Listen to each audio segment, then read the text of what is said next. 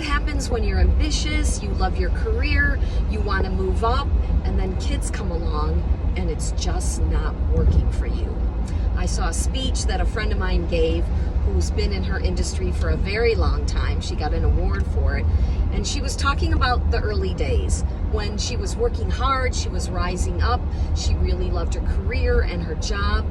And then when her child came along, she just was having a very difficult time managing both.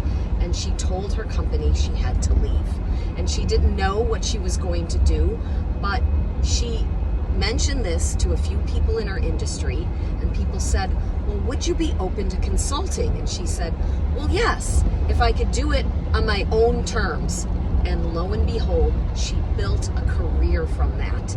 So she did eventually create a business, and she was a consultant. She sometimes would hire people to help her with some of the projects, but she stayed in the industry she knew, where she already had connections. But when she worked, she could work from home. If she had to travel, she could make sure that she approved the travel based on her schedule, her family schedule. Nobody forced her to go on a trip that didn't work for her, to take on a project that she wasn't able to do because of other obligations in her family. And yes, she worked from home, sometimes with toddlers at her feet. Oh my gosh, she had 4 children, and at one point she had nearly all of them at home, and they were there playing, around her desk while she was working.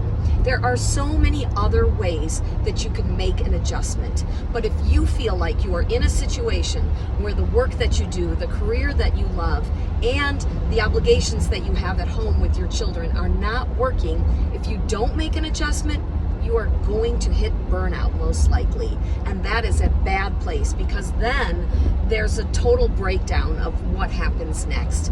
Instead, there are so many ways you can adjust. I mean, in all different industries, people can change their hours. You can switch from one shift to another. You could do 4 10-hour days instead of 5 8-hour days. Sometimes nurses do 3 12-hour days.